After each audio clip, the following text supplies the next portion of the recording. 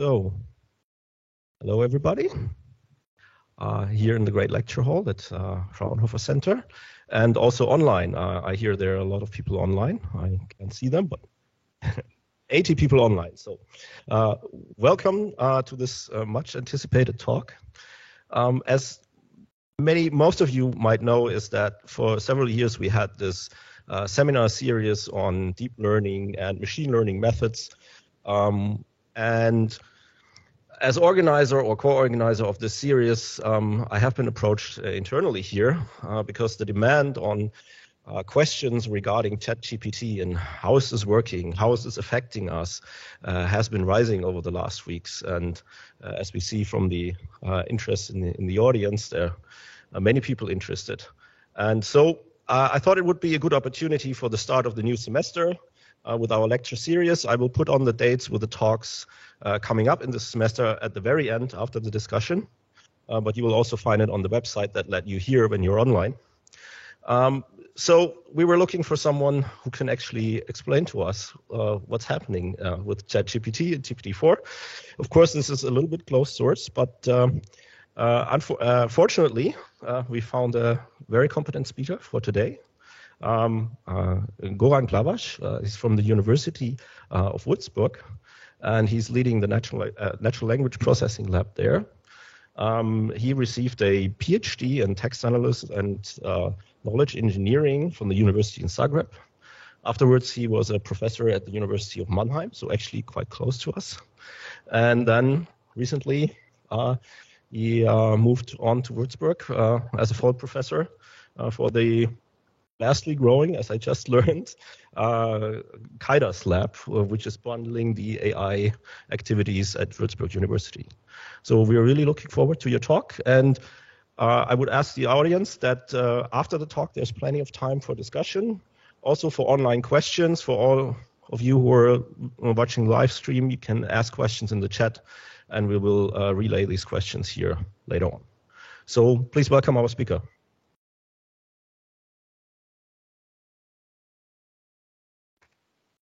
Thank you. It's very nice to be here. So there are ChatGPT and GPT-4 since a couple of weeks back. There's been a huge hype, and many NLPers are constantly asked to explain what it does and how it does it. And the answer is we only know like half of it. A lot of the little details are hidden. So I'll do my best to explain what we know and what I understand about how it works and where the magic came from compared to the earlier language models. But like spoiler alert, the biggest part of it is scale. So the talk today is going to be focusing on the scale. And if scale is the answer in language processing, language understanding, and language generation abilities, then what's left to ask? As researchers, what research questions can we still ask and what's still there to do? There's been a lot of kind of disillusion and you might even say depression among the academic NLP researchers in the last few months. So we're going to try to address some of that. So I'm also going to start with an example where ChatGPT is amazing. You give it a prompt that is you request from it something that's difficult in so many ways. So in this particular case, you give it a topic of the talk, the expected audience, and I made a little tweak and I asked it to generate it in Pfälzisch dialect. And what it generates, I personally am not familiar with the Pfälzisch dialect, but I was hoping that some of the people in the audience would be. So you can judge it for yourself. To me, it felt a little bit like informal, the text, the first variant as it was generated. So I wanted to continue pushing ChatGPT to do something more. So I said, this is very informal, and for the lay audience, I would need something more formal and for the expert audience. So, but still in Pfälzisch. So this is now an even bigger set of constraints on what it should generate. And it again starts to me, it feels a little bit more formal. Again, not a native speaker, and especially I'm not really someone who knows Felsisch, but it felt like it kind of deviates, especially later on, to Hochdeutsch. Actually, it abandons Felsisch after the first couple of sentences. So maybe it searches for some trade-off between formal. Formal means Hochdeutsch in a sense. There's some correlation, and that's why it deviates back there. Okay, so what's this talk going to mostly be about? There are going to be 4 kind of main themes, not necessarily in that order. They will interplay as I go, but the first thing that we want to take a quick look at is how did we get here? And well, GPTs are big language models, and there's a long history of language modeling, and there's also a long history of neural language modeling. So we're going to take a look at how we got from the first neural language models to GPTs. Then by going through that path, we're going to be analyzing the scale the whole way and what makes GPT 3, 4, and ChatGPT different. So we're going to explain the scale and also one other thing that made ChatGPT or some of its predecessors especially kind of cool in this dialogic or prompt following applications. And the third aspect is going to be a quick discussion of the evidence so far that scale is actually the most important driving factor behind the improvements and performance of these models. And then if that's so, and the evidence is overwhelmingly kind of pointing that it is, what is left for us in academia perhaps, or in industry that's not so rich as the top companies, what's left to do. So the story of neural language modeling, many would agree, would start somewhere around 2003 with paper from Joshua Bengio and colleagues, where they effectively proposed something that would become much more popular 10 years later. And it's a neural language model where the next word, so it was a kind of a causal or sequential language model. The next word in the sequence was predicted from the previous words in the sequence, and these words will get representations, latent representations. These we would later on, 10 years later, call embeddings. So this is what was learned. You would make an aggregation of those embeddings of the preceding words and try to predict next word over the entire vocabulary. And even in the drawing, in the figure from the paper, I found it very, very interesting that you actually find here, it says most computation here at the softmax, right? You're computing a softmax over the entire vocabulary, which presumably consists of several thousand tokens at least, and that's an expensive operation. Also, the primary reason why this never became super popular and didn't become paradigmatic shift. This paper did not generate such hype as 10 years later something else would. The main reason is because you couldn't scale this to train it with a big softmax over the entire vocabulary. You couldn't scale the training to big corpora, to really big corpora. So, and it was 2003, so hardware capabilities and so on. 2013, Word2Vec comes and does pretty much the same thing, even simpler conceptually. But it introduces a huge thing, which is negative sampling. So it says, okay, in every context where we need to predict a word, the difference is that now it's bidirectional. So you use the words from both sides of your wording focus, not like before when it was unidirectional. But that's a minor difference, let's say. The bigger difference is that you don't predict over the entire vocabulary. You predict over your correct word, which was really there, and a couple of negatives, which you randomly sample from your vocabulary.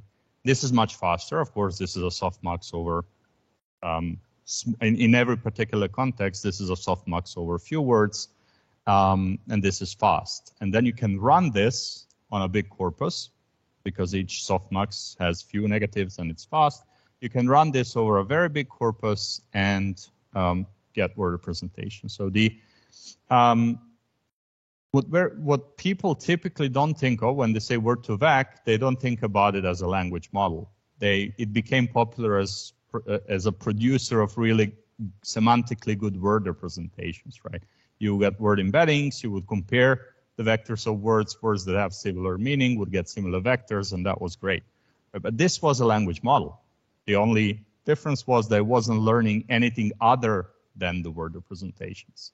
So the next step that happened roughly 5 years later was, okay, why not try to pre-train something more than just word representation? So let's have some additional parameters somewhere in our model that we would train the same way, doing some kind of language modeling task.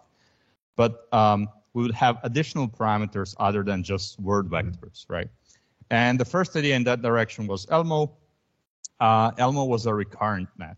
So it was a deep bidirectional LSTM.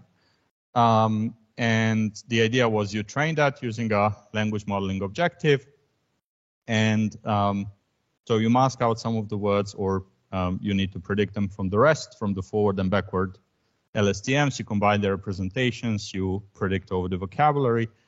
As they pre-train that, the idea was then you use that deep bidirectional LSTM, and in concrete fine-tuning tasks, so this comes when this is a step in which you adjust your pre-trained language model for a particular task of interest. The only thing remaining for you is to figure out how much weight to give to each representation coming from each layer, right? So you need to choose which representations from your recurrent encoder you need to combine, how to optimally combine them, kind of a linear interpolation between the representations to get what is most useful for your task. If your task is lower level task, like syntactic task, then probably you would benefit more if you collect the representations from the lower layers of this model.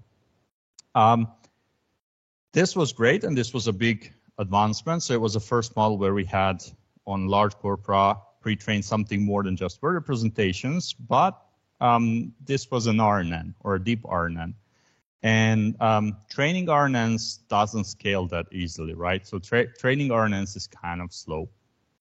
What happened next is history already. So the transformer came first introduced directly in the task of machine translation, where we had both encoder-decoder transformers, so two components.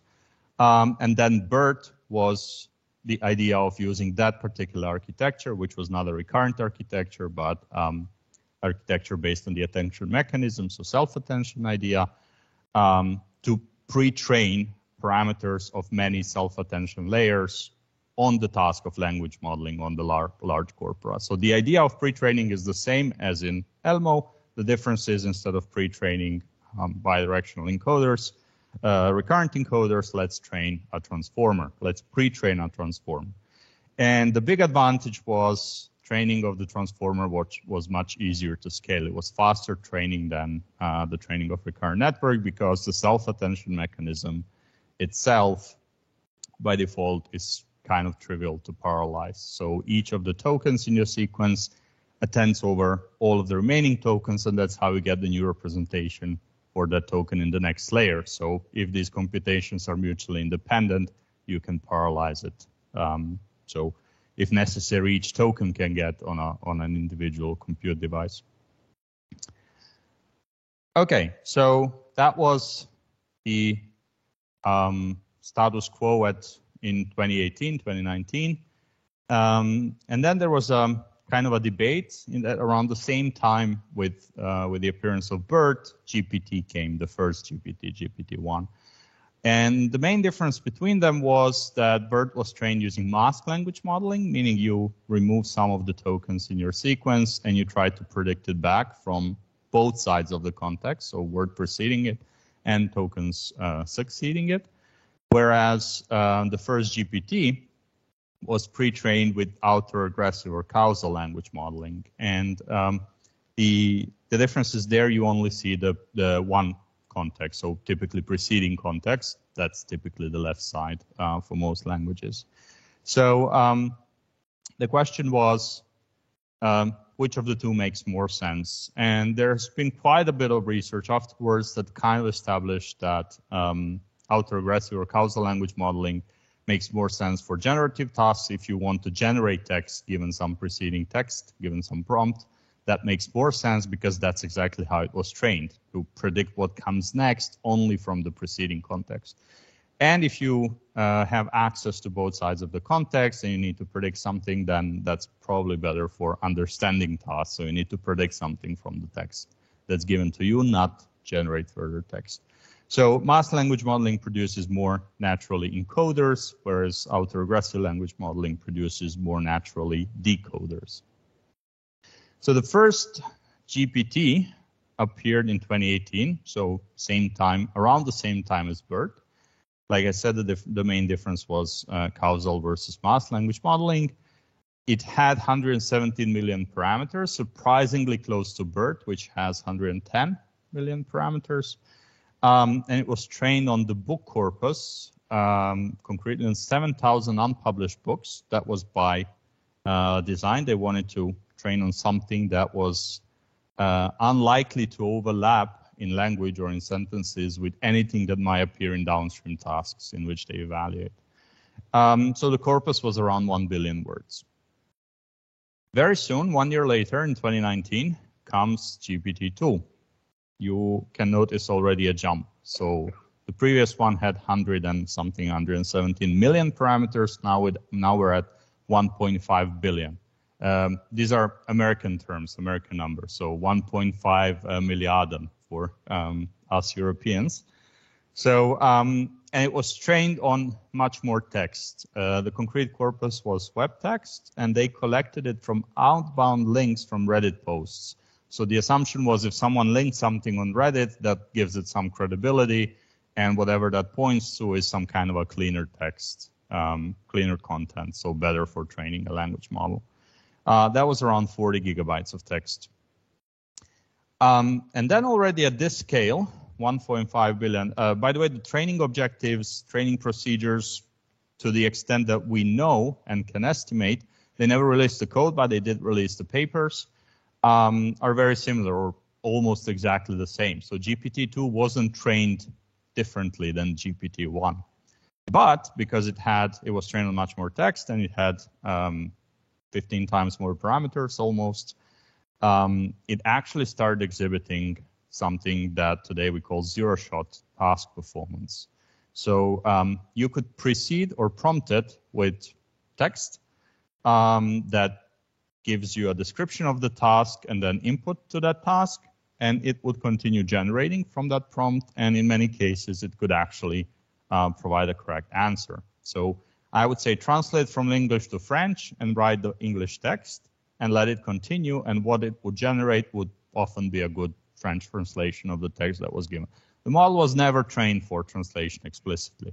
Now, this performance could not match nowhere near the performance of actual machine translation models that were trained on tons of parallel data, but it was kind of a first glimpse into emerging abilities. So the model was trained only to do language modeling on a large corpus, and suddenly you could actually, with a bit of prompting, get it to do tasks that it was never explicitly trained for.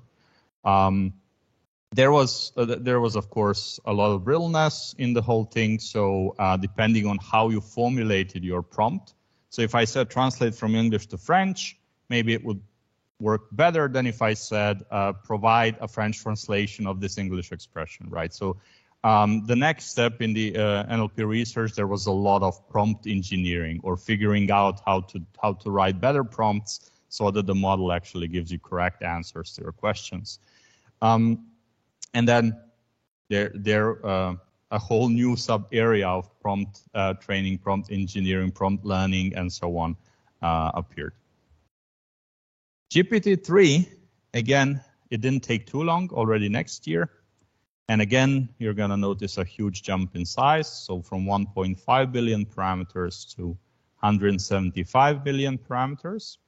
Again, no huge differences, or not that we know of, in the training procedures. So GPT-3, causal language modeling, autoregressive language modeling. So the core training objective is the same. Only 100 times more parameters and order of magnitude, 3 orders of magnitude more data, more text. So from 40 gigabytes to 45 terabytes of text.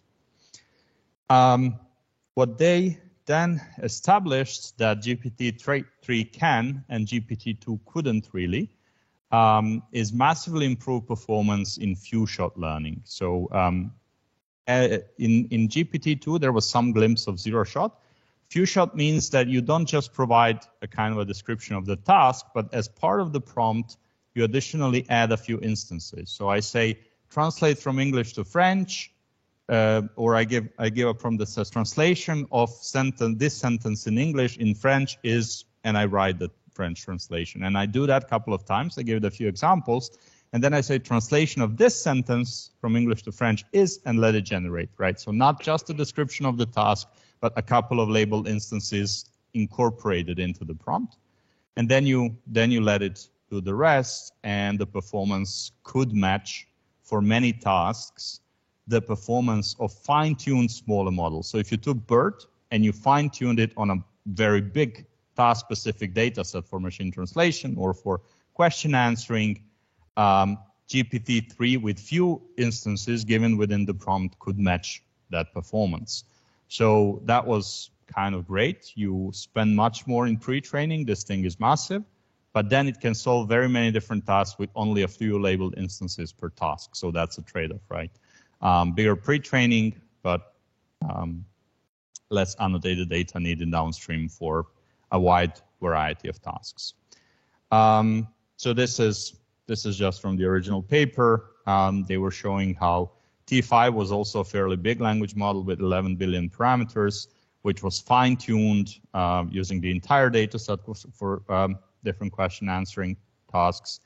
And you can see that GPT-3 with few shots, so few labeled instances for that same task integrated into the prompt could outperform it. Okay, so that was the story up until 2020, and then it took them a little bit longer, OpenAI, to produce the next big thing. So how do we get from GPT-3 to ChatGPT? So I borrowed this image. I found it recently from Graham Newbeck, who's been a popular NLP researcher producing a lot of opinions of why ChatGPT is not the end of the game for academic NLP research. But this part we covered, right? So lots of web text, you train autoregressive language modeling, you get GPT-3. This is Da Vinci, basically. Then what they did in the meantime, they did Copilot or Codex. Codex is the actual language model behind Copilot. So they added to the pre-training a lot of code. So they get Code Da Vinci. And then the development or changes start towards what was then published as ChatGPT. So in this pink square is where most of the magic happens. So we're gonna talk more about that.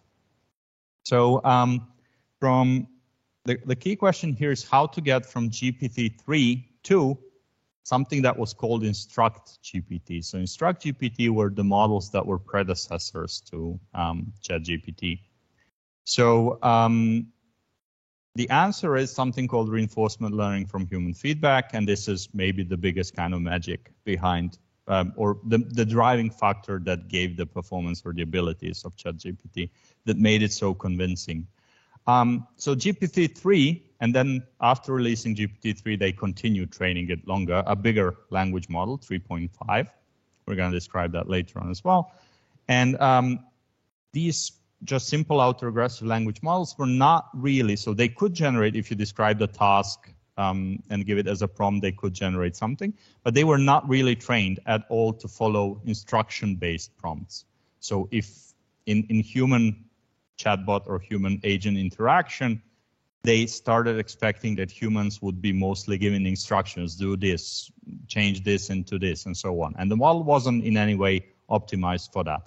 So Instruct GPT was a way obtained from GPT-3, smaller versions of GPT-3, not interestingly, not the 175 billion parameters, but a small one, for following instructions. And the method with which that was achieved is called reinforcement learning from human feedback, RLHF. So in other words, they got a lot of human supervision. So they started asking GPT-3 or smaller versions of it to generate prompts, different versions of models to generate prompts, and they had human raters evaluate the quality of those generated prompts. From those, then they trade something called a reward model, and this reward model started producing the scores that were used in a reinforcement learning procedure. So the steps go like this. They collected many human-generated prompts, so what goes into the GPT-3, and then GPT-3 starts generating things.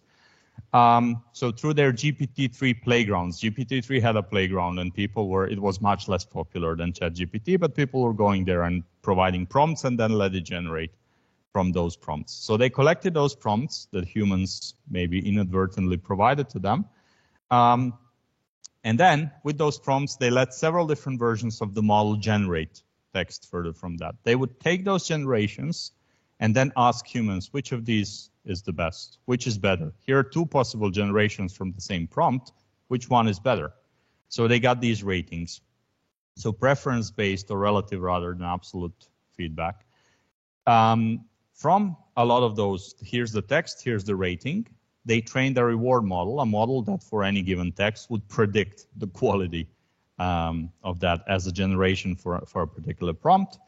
And then that reward model, rewards predicted from that reward model would be used in a reinforcement learning procedure, fine-tuning of the original language model. So the human feedback part goes like this. You have two or more different language models that generate the response to a prompt. And generations are rated then by human raters. Now, if you asked human raters on something like a Likert scale, is this a good generation for this prompt? That would become very noisy, very subjective. People have different calibrations, like what's good, what's not. So instead of doing that, they're letting humans directly rate, they actually did the matchups between the different generations and different language models, and they used the ELO system. So this is the rating system from chess, right? You can start with some initialized initial scores for each of the language models, and then when two language models generate their generations, you would expect that something that has an a priori better score generates better. The model that has a better score generates a better generation, right? But if the raters rate it differently, then you adjust the scores of the models accordingly, and then in the future generations that these models are generating also get accordingly the corrections. So this is the ELO system, and it's used more or less as is. Again, we don't know the details. This is what people say, and this is not the only. OpenAI is not the only company to have used something like that to produce the ratings for the generations. Okay, so now we have triples. So for every prompt that was generated by some version of their language models, we have triples prompt. So what was fed to the model, what the model generated, and then the human rating or a score derived from the human ratings of how good that generation was for the prompt. And these are then training instances for a reward model. A reward model is a fine-tuned language model again. So you can take the same language model from which you started, one of those that we're generating. So you could take GPT-3. Interestingly, OpenAI, as far as we know, didn't take their biggest model, so 175 billion GPT-3 to do that. What they took is a 6 billion parameters model, and then fine-tune that one. Part of the answer could be that it's hard to do full fine-tuning of a 175 billion parameter model, even for OpenAI. So the reward model is then, like I said, a fine-tuned language model, a smaller GPT, that then takes in the text and produces the score, right?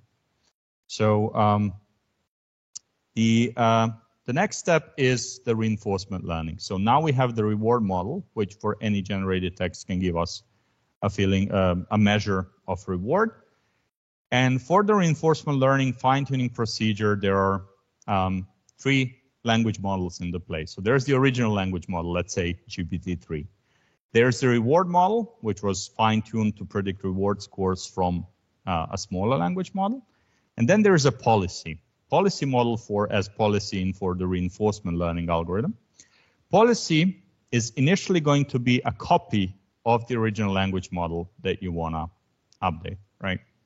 That we want to fine-tune for these rewards. So we initialize policy with the same parameters. We create a copy of GPT-3 parameters. So the primary objective is to update the policy, so the parameters of this copy of the language model based on the reward.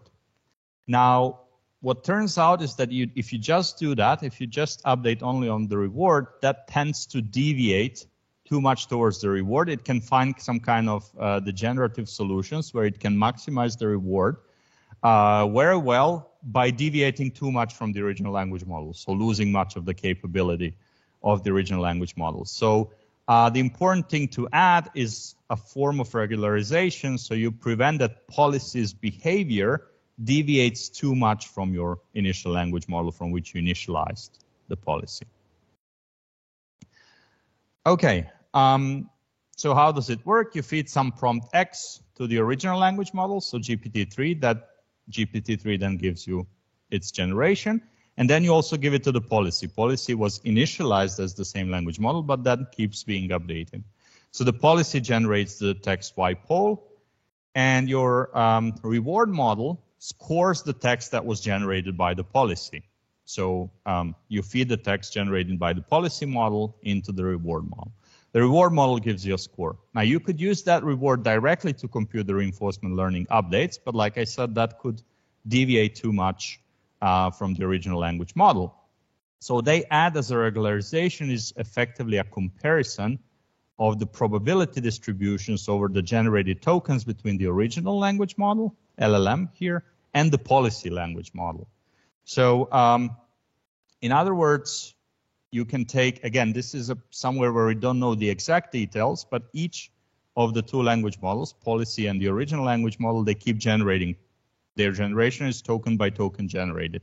For each of those tokens, we have a probability distribution over the entire vocabulary, right? So we have n probability distributions for n generated tokens for both language models. Somehow we aggregate that into a single probability distribution for each language model. Somehow we don't know exactly how they do it, but let's say we do a simple average. And then we compare how similar or dissimilar these two distributions are. So we want our policy language model, its probabilities over tokens for the same prompts not to change too much from the probabilities of tokens being generated by the original big language model. And that is measured by a KL divergence. So we want to minimize the KL divergence. That's why the final reward that goes into the reinforcement learning update algorithm is this reward produced by the reward model minus the KL Kullback-Leibler divergence between the two probability distributions of policy and LLM. And then there is an algorithm, a fairly known and established reinforcement learning algorithm called proximal policy optimization that updates the parameters based on the reward, but in those updates actually in each step, it clips the maximal change in the probability ratios. In other words, given your state, given the parameters of your current policy, and your prompt, which is a state in which you're in as you're generating, and action is the next token that can be generated. You want to allow these changes from each individual token not to become bigger than some threshold. So I'm not much of a reinforcement learning expert, but from what I understood, that allows them to, as a proximal policy optimization is kind of a more stable, more conservative reinforcement learning algorithm compared to some others. This can be seen as something akin to gradient clipping in supervised DL, where you're immediately updating gradients based on each instance. Okay, so now we have the policy LM. The reinforcement learning algorithm, this PPO, tells us how to update the parameters of your large language model that is your policy. Still updating all 175 billion parameters, if you start from GPT-3, is going to be very costly. What is presumed that most of these reinforcement learning human feedback updates are doing is they do some kind of a parameter efficient fine-tuning. So they're not fine-tuning all of the parameters, they are fine-tuning a small subset of them. And one fairly popular method for that came out recently is called low rank adaptation, or LoRA. So there the idea is, if I have my original parameters here, W0, and this would be the difference in the parameters that I would learn. So for all the parameters, I would learn some kind of a change. There would be some change when I do the update. I actually try to do a low rank approximation of that. So I decompose my update matrix into a product of two matrices which have this bottleneck dimension R. And then I effectively learn this A and B. And then you can impose additional constraints on these two sets of parameters, A and B, like they come from normal distribution and so on. But you learn way fewer parameters than if you would allow each original parameter to be updated, and then updating is faster. Okay, that was the most technical part of the talk. The Instruct GPT was obtained this way from a small GPT-3. So from a GPT-3 with 1.5 billion parameters, or that's actually close to GPT-2, but it's a smaller version of GPT-3. So ChatGPT is more or less obtained the same way, but starting from GPT 3.5. And GPT 3.5 was roughly 2.5, 3 times bigger than GPT-3, so it had 355 billion parameters. The reward model was a 6 billion parameter language model. So ChatGPT is effectively Instruct GPT, but with a 240 times larger initial language model, and for sure a larger scale reinforcement learning human in the loop. So they definitely had way more human annotations. We don't know how many again, but way more human annotations and these rankings of generated texts than when the Instruct GPT models were trained.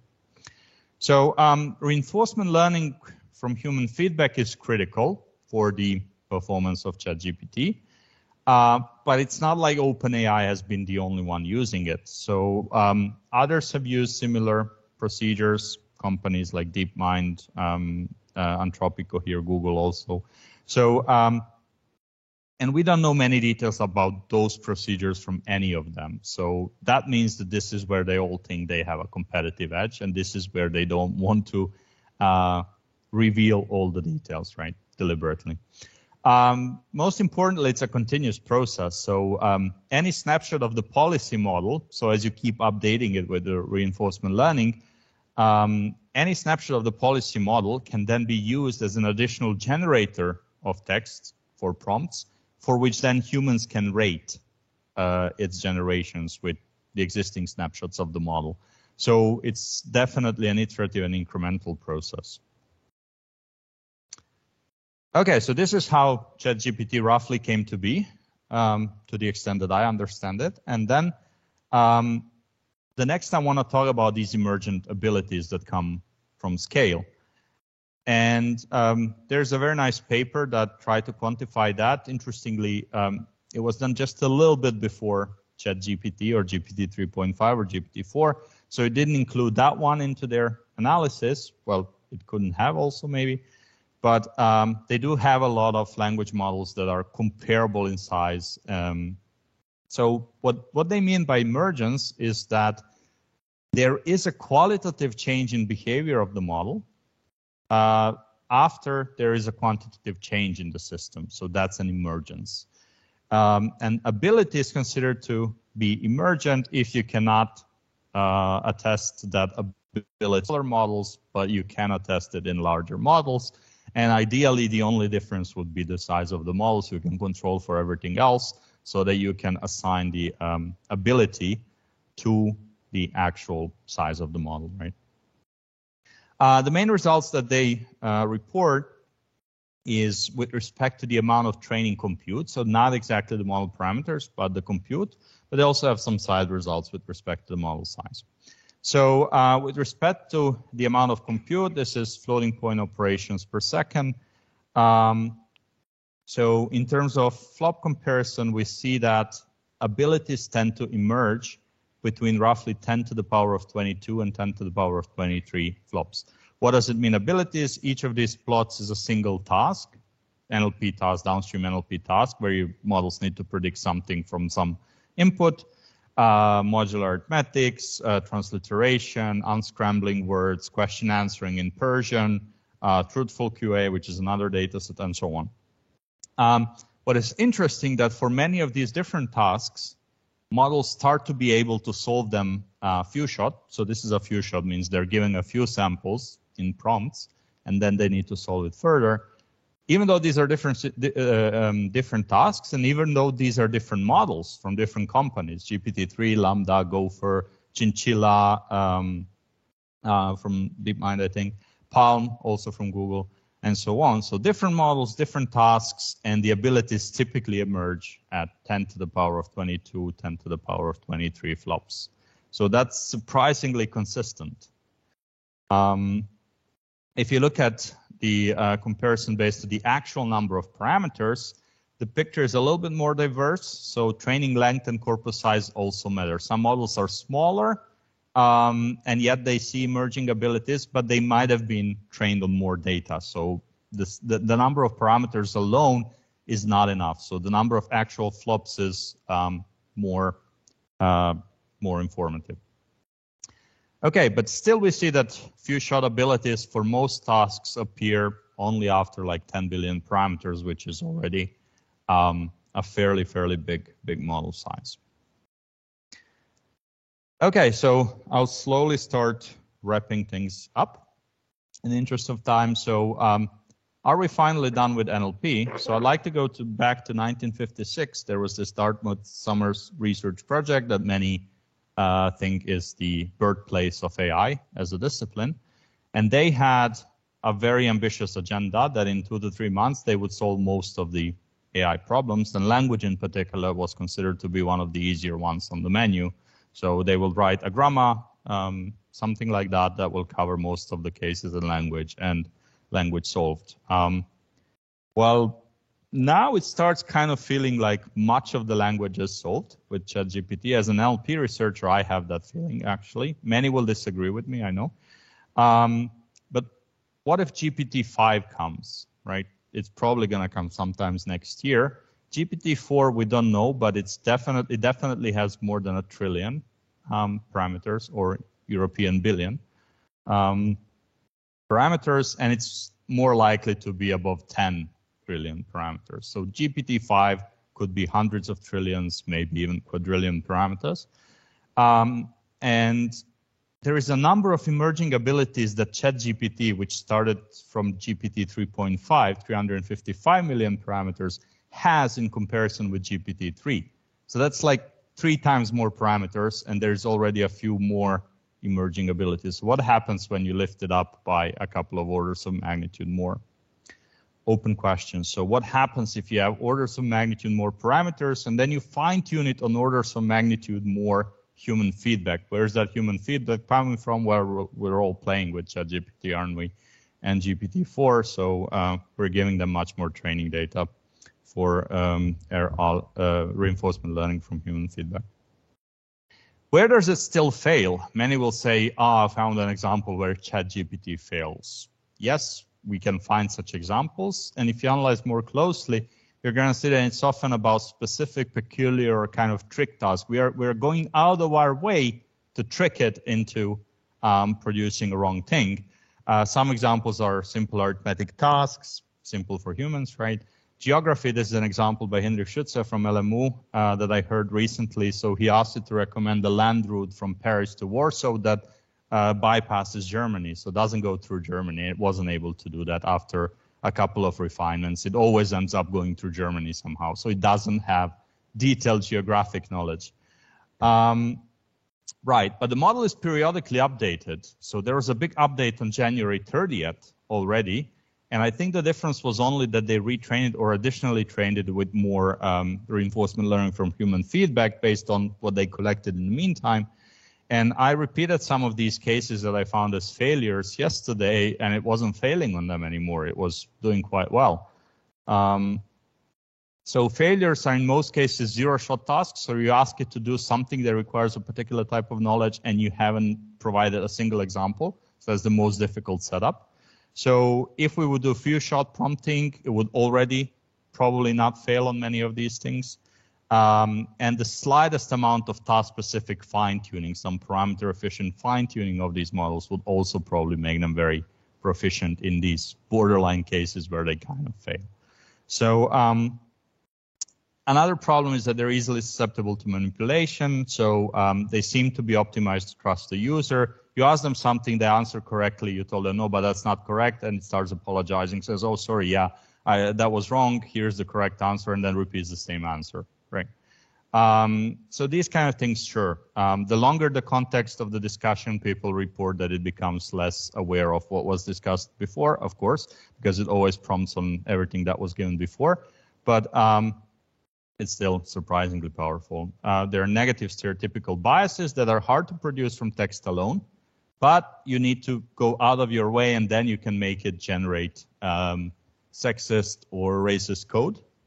So it was asked to generate Python code that, based on all the demographic properties like age, sex, ethnicity, nationality, and so on, decides who should be tortured, right? And if you just asked it as a question, it would answer, no, I can't do that, this is unethical, and so on. But if you ask it to generate Python code that does that, then it does it, right? But I tried some of these similar things yesterday also, and it already wouldn't generate Python code anymore. So it's been kind of fixed again for that. Multilinguality is something that I actually do the most in my research, and ChatGPT is very good in many languages. Of course, it's never going to be equally good in all of them, simply because the data distribution is skewed. So for a lot of languages, it's seen a very little data in pre-training, and it can't be as good as in English and major languages. I asked it to generate a poem about a disillusioned NLP researcher, and that rhymes. And it rhymed in English, but then in my mother tongue, in Croatian, it also generated a poem, but it didn't rhyme. So it doesn't know the concept of rhyming in smaller languages. So is it the game over for widespread NLP research? Is interesting or impactful NLP research now limited only to companies, big companies? I would advocate no. It's just that the nature of research will change. There are some preconditions that need to be satisfied for that. The main one is that a wider community gets access to these models. Human brain is a general intelligence device, right, that can do many, many things. That's because of that we didn't stop studying. That was the reason why we wanted to study it. And there's neuroscience, psychology, and everything else. So if you have a thing that is very powerful, but we don't really know how it works because it's just a matter of scale, then there will be a lot of that offers opportunity for much more research. Only it's going to be analytical in nature instead of synthesis or let's make something else. And one could argue that this is actually more science than what we've been doing so far, which was let's improve the performance on this task on this benchmark by 1%, which was engineering primarily. But of course, the precondition is that we get full access to these large language models. For me, one crucial open question that's still not solved and that's critical is, can we obtain much smaller models that would have similar abilities? In image generation, you can think of stable diffusion, which was kind of such a thing, right? We could get somewhere near the generative abilities of DALL-E 2, for example, with a model that pretty much anyone can run. This is something that's still not true for the NLP models. We haven't been able to replicate this level of abilities via distillation, via some other techniques. Like I said, even if it's necessary to do it only post hoc, even if we need to train these huge models and then compress them into something smaller that would retain much of the ability, that would be a huge step towards the democratization of AI. Because even if we all have access to these huge models, we can't all run them, right? Even if they're freely available, very few people would be able to put them to any use directly. So this is still a crucial research question, in my opinion. And well, in the end, there is a hope for academic NLP research, and I leave you with a poem again that rhymes that ChatGPT wrote about the hope for an academic NLP researcher who once felt pride. Yeah, I guess we'll make the slides available. Thanks for the attention, and I'm happy to have a discussion. I leave this slide on.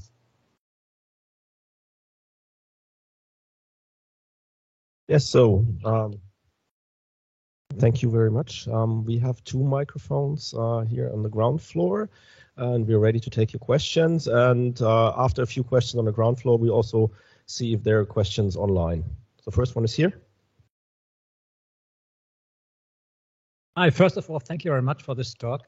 One thing I'm interested in, as you pointed out, more and more data or content is required to train these systems.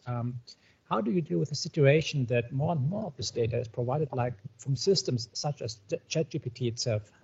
What impact does it have on the quality of the models?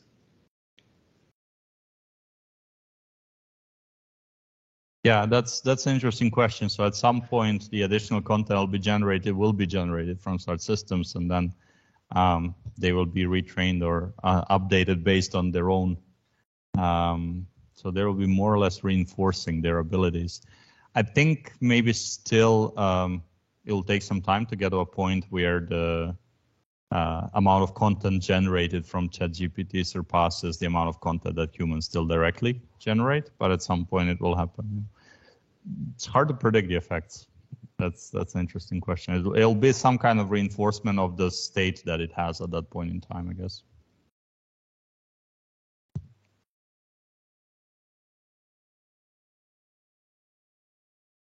Thank you very much for the nice talk. Have you used Llama or Alpaca so far, as it's quite easy to access, like even on a notebook, and provide roughly good results, close to ChatGPT 3.5? So my question is, do you think this is like the future, that instead of sending data to big companies, we can just deploy smaller NLP models on our devices?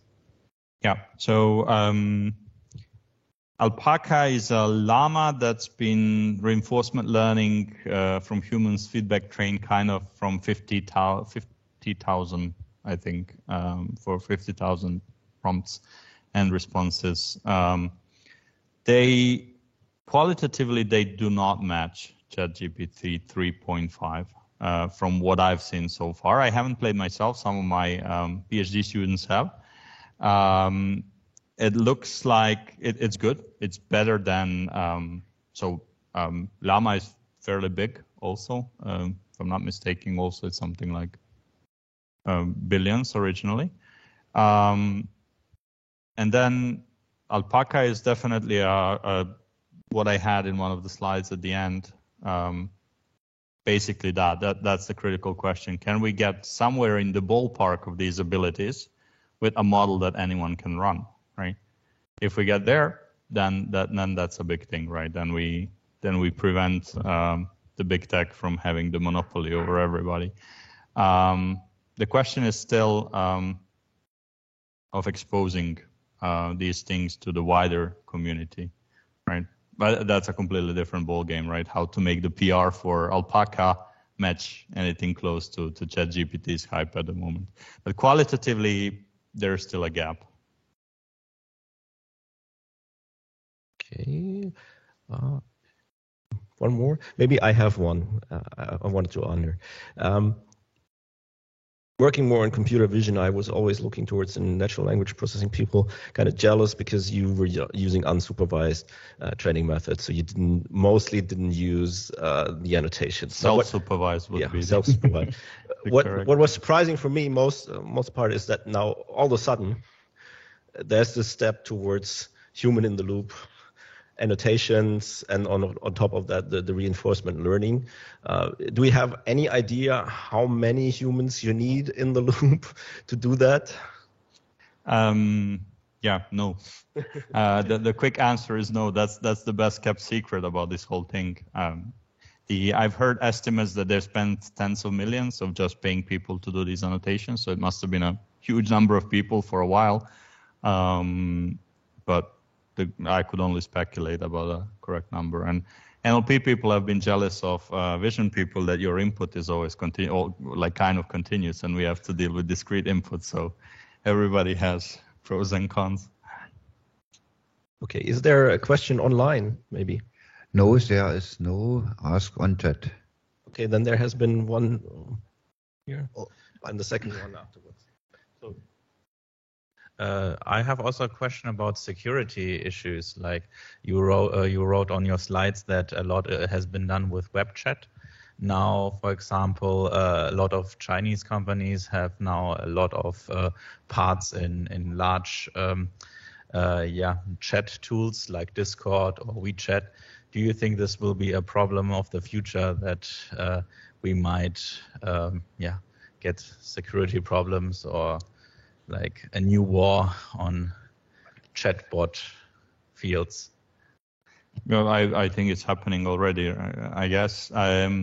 So for GPT 3.5 and 4, there is some kind of statements that they did pre-filtering of the corpora that they trained on based on criteria of fairness and inclusion and so on. But we can only trust the word, I guess.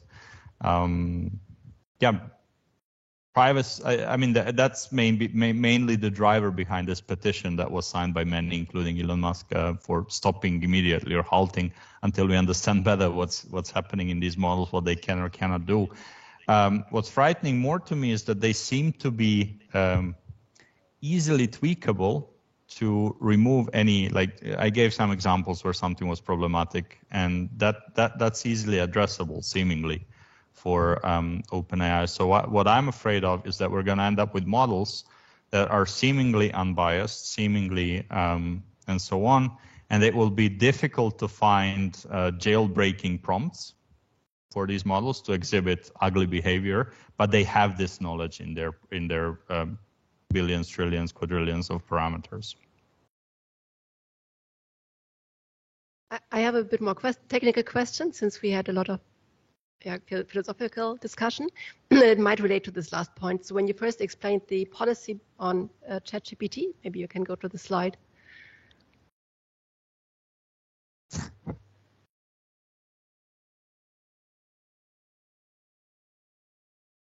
So exactly here, you have this policy term that is based on the KL divergence between the policy distribution and the desired distribution. Now, KL divergence is known to kind of favor a mode collapse, so basically deciding the final distribution for one of the modes of the target distribution. So wouldn't that lead to exactly the problems that we are seeing right now, that some of the modes of the actual distribution that would even be there in the policy are lost from GPT to ChatGPT? So that some of the effects of the probability distributions of the original model would remain in the that is maybe multimodal, so that the Y of the policy might be a multimodal prior. Yeah, now it is in GPT-4 most likely. But after the KL divergence prior, you would maybe lose some of these modes, very likely, because that's like in the non-symmetric nature of the KL divergence. So KL divergence is trying to force it to stay in the distribution, trying to force the policy to stay in the distribution of the original language model. Yes, but in an unsymmetric way. Yeah, trying to force the policy to conform to the original language model, not the other way around. And usually that leads to it picking one of the modes of a multimodal input distribution, like target distribution. So that could be a problem, yes. I don't know if there are also alternatives like this variants of the Jacquard or continuous Jacquard that can be used here if the distributions have particular properties, so that you have spikes, like it's not depending on the level of uniformity of the distributions and so on. I have a suspicion that they're using exactly this because it works nicely and gives a good loss. But your suspicion that this could I have a suspicion that be a problem in multimodal setups. Could give us problems in biasing the models even further when training this way, exactly. Or in encouraging them to picking one bias that is already there. Yeah, I think that may be the case. Maybe that's the thing left to do. So we have two reactions in the chat. The first one, Tobias Zimmermann, he writes, certain areas of LLMs perform comparatively bad on, such as local reasoning and arithmetic, can be performed quite well by computers given an appropriate program. Since LLMs can generate programs, do you believe that giving an LLM access to a Python interpreter that will automatically run any generated programs is a reasonable direction forward, or is it more of a temporary band-aid than a permanent solution? Okay, so if I understood the question correctly, there is if you could ask it basically to generate the code from the prompt instead of answering it directly, and then execute the actual code and get a solution from that, if that would be more reliable and alleviate some of the failure cases. I think there are already attempts to integrate like interpreters or compilers, depending in which language the code was generated, together with in this how do they call it, for the plugins, plugin sandbox or whatever it is. So yeah, that's definitely a way if the model is reliable, and it seems to be particularly reliable in code generation. So if the model is particularly reliable in code generation, that might be one kind of alternate way to generate more reliable data for types of problems like arithmetic problems where it fails, perhaps. Yeah. And the second one, Dietmar, will you take? I will do it by microphone. I'm not sure whether you can hear it in the audience. Yes, we hear you. I'm not an expert in any way for these ambient intelligence things, but you mentioned in the last part of the talk the question whether the number of parameters can be really reduced to keep the same quality. I put it the other way around. Is this extremeless number of parameters something which is self-fulfilling, that it generates a good answer to many questions because you have so many parameters? If I compare it to approximation of things like you do with splines or things like that, of course the idea is to reduce the number of parameters which you need to give a more good quality of the spline. And is it not the same for these kind of things? So it gives good answers for many questions, but it has so many parameters that it's not a doubt that it can fulfill a lot of questions quite good, and some are not answered in any way correct. Okay. So what's the gap for the future to reduce this number of parameters to ensure better quality overall? Yeah, to put a limit on the number of, or to reduce. So if I understood the question correctly, it's something in between the problem of generalization, machine learning in general, as a trade-off of number of parameters and the amount of data on which you estimate these parameters. So if you have more parameters and you keep your data fixed, at some point you're going to have an excessive memorization, so overfitting, and not much of generalization. But if you scale your training data with the increase in the number of parameters, then you're hoping to get some generalization, which I believe we see plenty of in these models. But you also count or want some memorization as well. A lot of the tasks are factual question answering, where memorization is quite useful. Memorization effects are problematic if you are able to reconstruct anything that was sensitive in the original training data. That's the problematic part. To answer the question on whether we could keep the number of parameters fixed and then train on more data. We know that that's a good thing, right? That leads to certain improvements. If you go all the way back to BERT, BERT was undertrained reportedly on the amount of data that it was on the corpus size on which it was trained. Then you had Roberta, which was exactly the same architecture, just trained longer and on a bigger corpora, and then gave you quantitative improvement over a range of tasks over BERT, right? So I think if your model is large enough, if you try to cram more data in it, it would lead to more generalization, but there will be a limit with the capacity of the model. That's particularly the case in the line of research that I normally mostly do is multilinguality and cross-lingual transfer. There's something called the curse of multilinguality. So if you keep the capacity of the model fixed, if your number of parameters is fixed, but you try to train for more and more languages from the beginning, after some number of languages, when you hit the capacity of your model, when you match the capacity of your model with the size of your training data, then your representations for each individual language with the addition of new languages will deteriorate. And then we do all kinds of tricks on how to increase the capacity of the model for a concrete language or for a concrete transfer direction and so on. But yeah, if you limit the size of the model, there's only so much information you can cram into. So for me, it's kind of like the basic tenets of machine learning do warrant that if you plan to train on more and more data, you can then you should to some extent scale the number of parameters you want to estimate from that data. Okay, and Oleg, what's your? It may look related, but okay, let's say it's maybe more philosophical. You mentioned that in Python coding, it becomes more and more reliable. But as I understand, this is a probabilistic approach. You get probability density function. What means that you always have rare events. You cannot get 100%.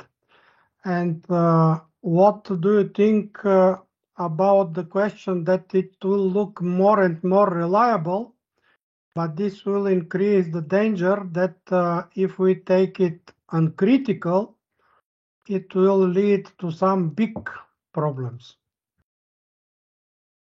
It cannot be 100% reliable as if it is probabilistic.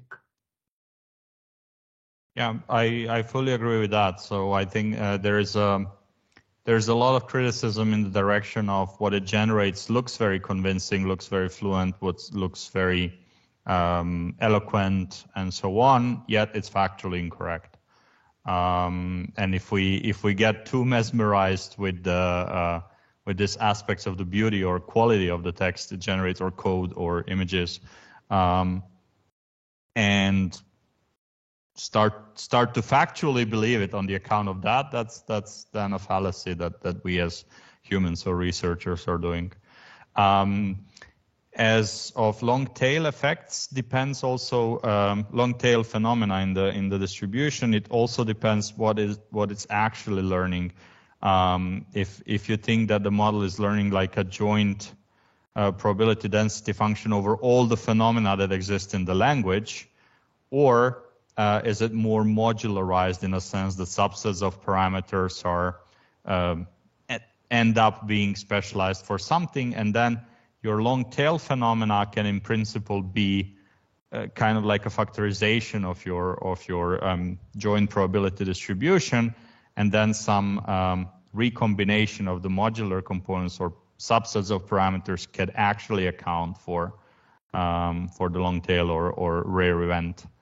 I think some of that is seen as well. I think if we had more access, if we had actual access to the data on which it was trained, you could actually try to probe it more for things that were very rare in its training data, right? But we don't have access to the training corpora. Thank you. Maybe one final question up front here. Dietmar, do you have some remarks? No, fine. Okay, and Franzil, the final question. Yeah, a little question. You mentioned capacity. of a language model? I mean, is there any clear measure how to do that? Number besides number of parameters. Having the number of parameters? Nothing systematic or formalized that I've seen. No. Okay. So how do you know that you reach the capacity? Experimentally. So in multilingual setups, experimentally. So you pre-train the model with the same number of parameters. You pre-trained on corpora of 20 languages. Like you start training with 10 languages, and you keep adding in every iteration, like one language more, and then your performances are improving because you have positive interaction between the languages, right? They're all languages, and they start aligning and so on, up until the point where the knowledge that you cram from the existing languages, the number of parameters has been dedicated to that. And then you add an additional language to pre-training, and then you measure performance for each of them, and it drops slightly. So, and with yeah, exactly. Like that's in the multilingual setups. In other setups, I guess also you measure over some task performances as you add more data given the fixed capacity. But I'm not aware of like a thorough experimental study that would quantify that by an analytical formula that would somehow relate the number of parameters and the actual capacity. Okay, then thank you very much. I'd like to thank the speaker again. As a final act, I would like to show one slide. Can you give me, with the upcoming program of the seminar series.